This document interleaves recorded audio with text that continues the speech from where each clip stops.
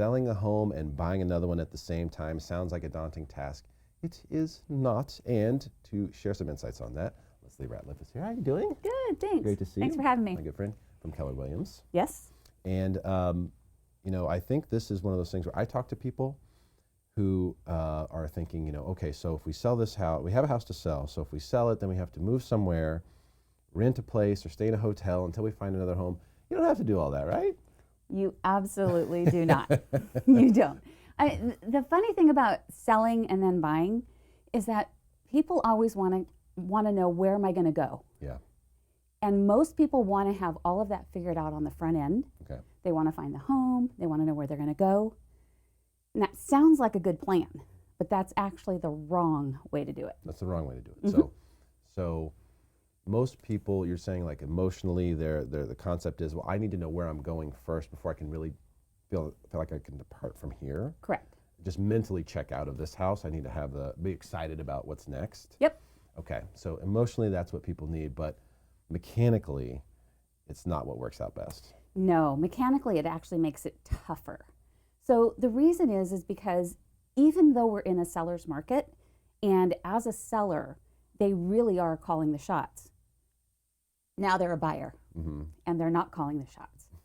And so you're on both sides of that transaction. So it can be a tricky process to navigate, but I do it all the time with clients. And the very first thing you want to do is to actually list your home and get it on the market. But you have to pick a great agent, because it's so important to do it the right way so that you don't end up homeless. Yes, you want to. I think that's a legitimate fear. Oh, that's that I hear that all the time. I don't want to be homeless. Yeah. Yeah. And that's a realistic thing to address. So I'm not laughing at that. I totally understand that's a real thing that people feel, but it's not necessary to be concerned about that if you do things the right way. So what you're saying is, don't find the next home first. Get your home on the market and moving down the direction of sale. Is that right? Yes, mechanically, that's what I'm talking about. Obviously, they need to be figuring out where they want to go and things like that. But you really need to list your home first, get it on the market. By doing this, you're doing a couple of things. One, you're finding out what you're really going to get for your home. And I've had buyers or sellers that have gotten into contract, and it's totally changed what they can buy, because now they figured out, oh, we can get this much for our home. Mm. So now they're actually on a different playing field when they buy. The other thing is that when people go to look at your offer as a buyer, if you are not on the market yet, they rarely look at your offer, especially in this market, very seriously. Yeah. Because I always ask my clients, you're going to sell this home. You have 5 offers on the table. 2 of them are contingent, and they're not even on the market yet. Are you going to look at those offers? Yeah. Or are you going to look at the ones that are ready to go? And we're sort of making the assumption that you would need to sell the one home to buy the other. There's some people who might qualify to buy the new home. Oh, sure. And in that case, do it however you want. Exactly. But if you need to sell this home in order to buy the next home, right, then that's what we're talking about here. That's what we're talking about. If you can buy a home without selling your home, you're in the absolute best position you can be in. Yeah. But most people aren't in that position. Right. So they do need to sell first. And so there's definitely a right way to do that. But you're right, and I didn't think about that, is that you really see what you're going to get for it, because you don't, when you list your home for sale, by the way, it doesn't mean that you're committing to sell your home. No, not if the contract's done correctly. Yeah. So you're not saying you have to sell. No. You're saying, I'm going to list my home for sale. Uh-huh. I'm going to list it with Leslie. She's going to go market it for me and bring me offers, and then I'm going to decide if there's an offer in there that I want to accept. There may not be. Right. I may say, you know what, I don't like any of my offers. Right. And in that process, you find out, okay, here's the offers we're getting, so that tells us here's what our net would be, here's what we projected. Now you have a real temperature on what you're going to be able to take and roll over to the next home. Correct. And yeah. that's a good thing to know. Yeah.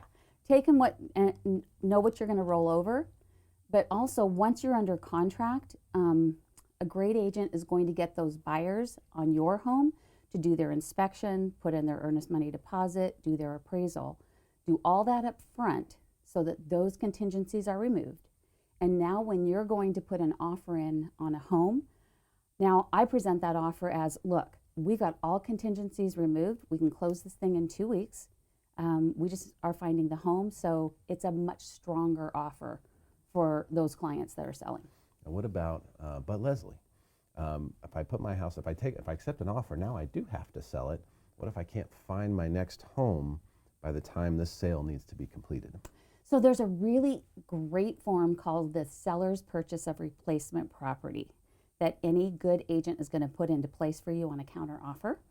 And they're going to check a certain box that says it's contingent on you finding and closing on a replacement property. Gotcha. So you can even find one, get under contract, decide it's not for you, and then say, you know what, we need to take a break, we're not going to sell now. Right. Yeah. And that can actually, so that's a huge benefit to being able to get that signed. Because in let's say a balanced market as a seller, you probably can't do that. You probably can't get away with that with your top offer. Nope.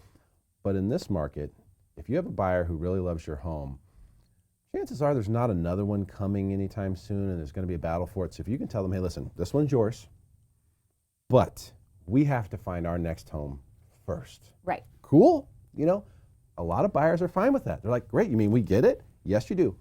Eventually, we need to go find our home. So you're saying that's just a standard form. Yeah, it is. It's Car form? it's a car form. There you go. You know, and it's so important to do that.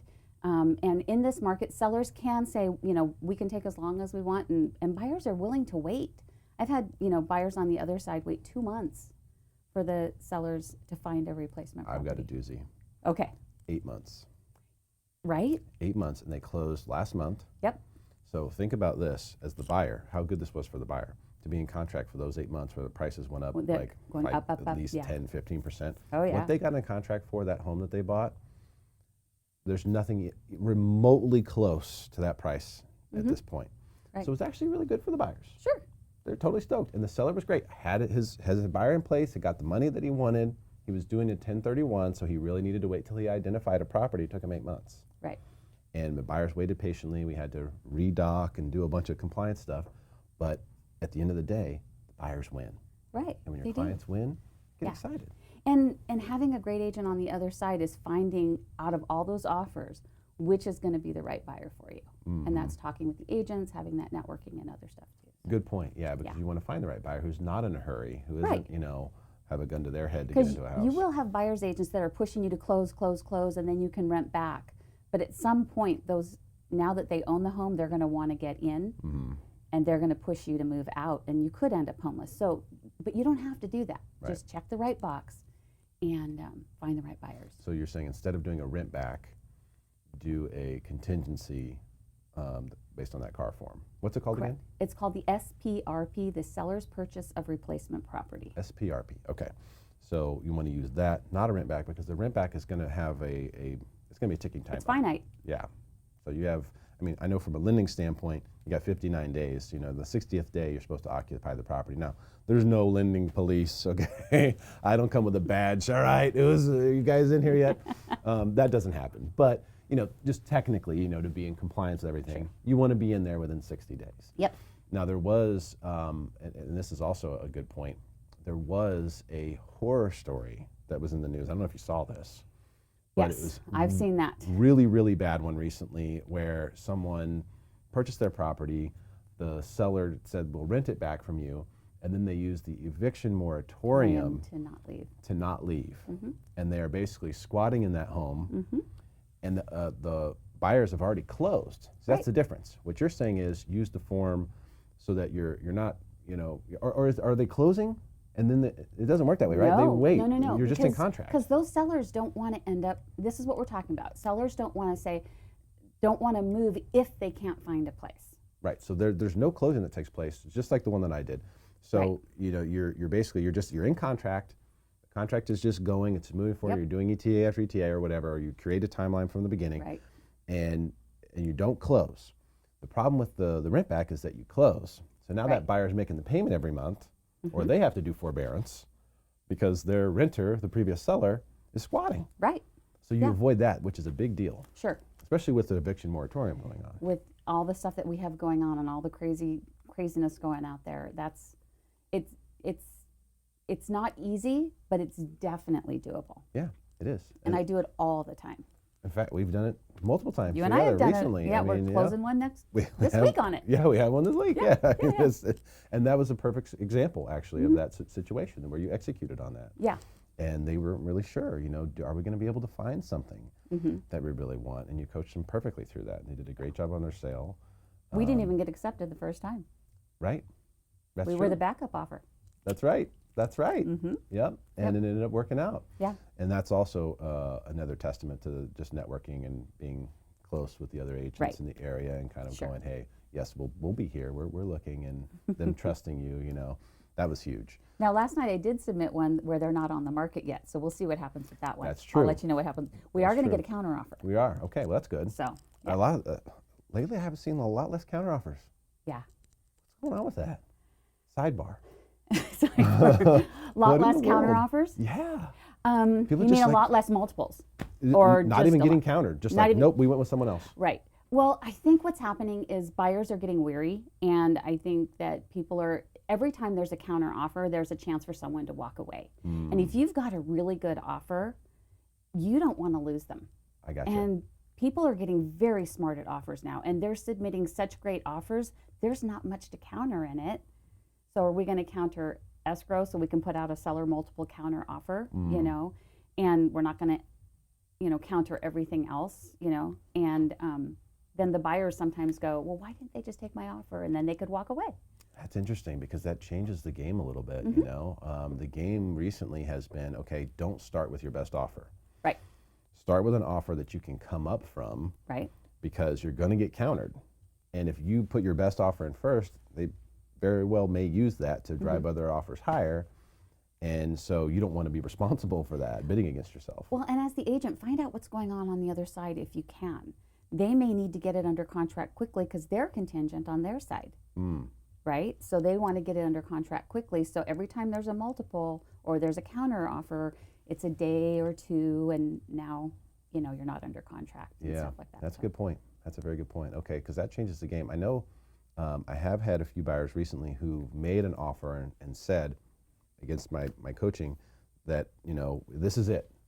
This is our final offer, final and best, like we're giving it to you up front, which hasn't been the right thing to do, but maybe it is now if we're at that point in the market. I think it depends on the situation. Yeah. Because unfortunately what happens when people put their best offer forward, and that's the best they can do, that's now set the bar on the seller side.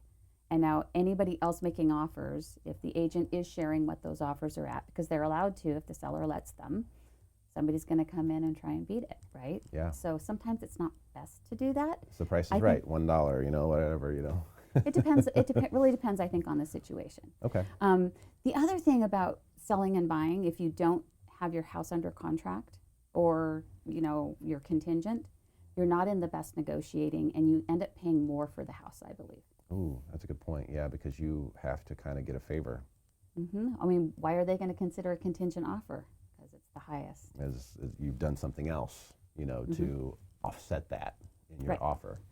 That's interesting. Yeah, so if you can at least get to the point with your sale where your buyer's contingencies are removed, therefore there's commitment to proceed, then you're really in the best possible situation. While if you do the SPRP, you do not have to actually be committed to that sale. You don't have to close. You don't have to close.